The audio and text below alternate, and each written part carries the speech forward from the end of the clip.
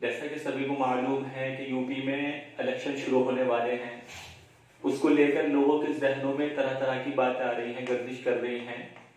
और कुछ लोग ये कहते हैं कि हुकूमत और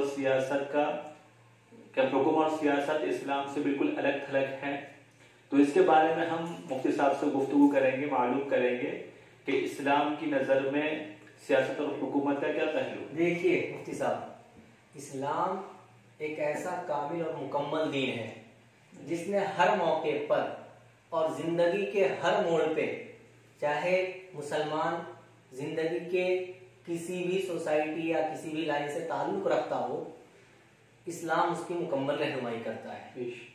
ये तो इसे ये कह लीजिए कि ये हम अपनी जिम्मेदारी ना निभाकर कि अल्लाह तबारक व तआला ने हमें ऐसा मलका अता फरमाया है और हमें वो मजहब दिया है कि हम दूसरों की रहनुमाई कर सके, लेकिन हमने अपनी जिम्मेदारी ना निभाकर खुद को अल्लाह की निगाह में काबिले गिरफ्त बना रहे हैं।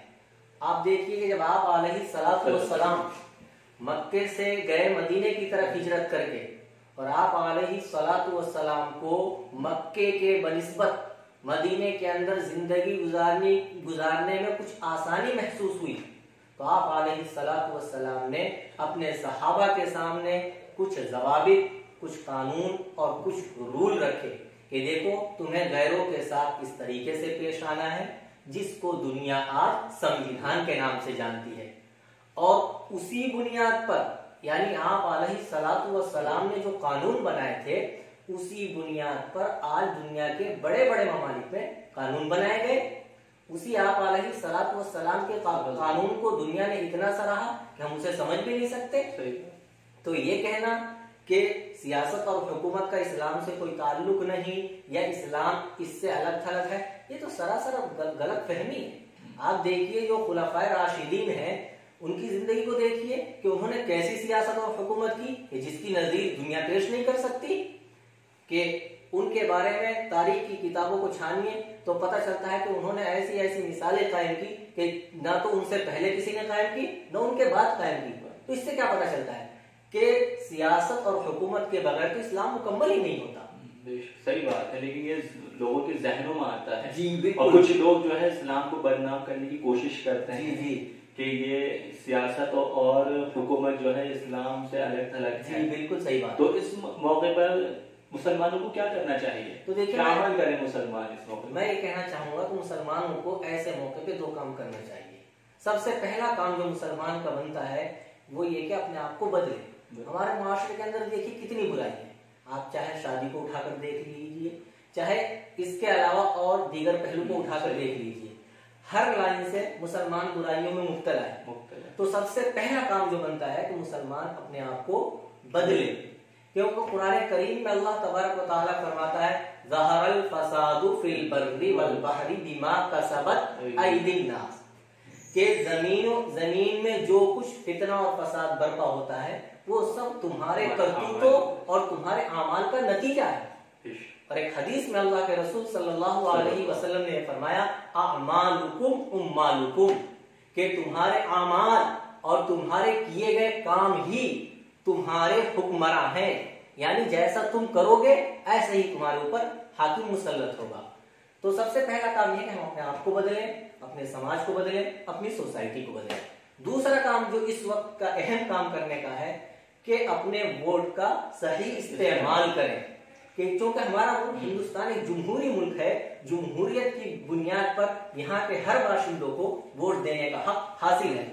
तो जब वोट देने का हक हासिल है, गोया कि ये कह लीजिए कि अल्लाह ताला की तरफ से एक नेमत है, तो इस नेमत का इस्तेमाल किया जाए और इसको सही इस्तेमाल करना चाहिए, जिससे कि हमारा काम भी बन जाए। इसमें हमारी बहुत कोताही होती है। जी बिल्कुल सही कह रहे हैं। कुछ बढ़ जाते हैं, कुछ बिखर जाते हैं, और लोगों के जहनों में तरह तरह के ख्याल आते हैं, किसको दें, किसको अपना लीडर हम मुताय्यन करें, मुंतखब करें। जी, तो शरीयत में इसकी क्या हैसियत है वोट की? हमें वोट देना चाहिए या नहीं देना चाहिए? जैसे जमहूरी मुल्क है, ये हमारे लिए भी जरूरी है या नहीं है, या दूसरे कौम के लिए ही जरूरी है? देखिए, उलमा ने इसके 3 दर्जे लिखे हैं कि वोट की 3 हैसियतें हैं। पहला दर्जा वोट का शहादत, शहादत कहते हैं गवाही को, यानी कि अगर आप किसी को वोट दे रहे हैं तो गोया के आप गवाही दे रहे हैं इस बात की कि ये आदमी इस ओहदे का अहल है, ठीक है। और कुरान करीम में फरमाया गया वला तक्तुम शहादा, के गवाही को मत छुपाओ। और आगे फरमाया वमन यक्तुमहा फइन्नहु आसिमुन क़ल्बु, के जो शख्स गवाही को छुपाएगा तो उसका दिल गुनाहगार होगा, यानी वो बंदा गुनाहगार होगा। और याद रखिएगा इसी के जिम्मे में ये भी आता है कि अगर आप वोट दे तो रहे हैं लेकिन सही वोट नहीं दे रहे, यानी आपने सही बंदे को नहीं चुना है, तो गोया के आप शहादत को छुपा रहे हैं, तो आप उस मौके पर यह आयत आपके ऊपर भी लागू होगी कि आप गुनाहगार होंगे। दूसरा सोच समझ कर हमें जो है वोट का इस्तेमाल करना चाहिए मुसलमान को। दूसरा दर्जा वोट का जो उलमा ने लिखा है कि वकालत का है, कि जिस तरीके से हम कोई वकील तय करते हैं अपने किसी केस के अंदर, तो हम क्या सोचते हैं कि हम अच्छे से अच्छा वकील करें जो हमारे केस को बेहतरीन तरीके से अंजाम तक पहुंचा सके। इसी तरीके से इसमें भी सोचना चाहिए, वो तो अपना जाती मसला है, लेकिन यहाँ वोटिंग के बजाय पूरे मुल्क का मसला है, तो इस मौके पर तो सिर्फ अपने बारे में न सोचकर बल्कि पूरी मिल्लत और पूरी कौम के बारे में सोचकर गोया कि आप वोट देकर ये कहते हैं कि इस आदमी को मैं पूरी कौम की तरफ से वकील बना रहा हूं। और तीसरा दर्जा जो उलमा ने बयान किया ये किया है कि वोट का दर्जा सिफारिश का है, यानी कि आप जिसको वोट दे रहे हैं तो गोया कि आप उसके हक में सिफारिश कर रहे हैं कि ये बंदा इस ओहदे का हकदार है।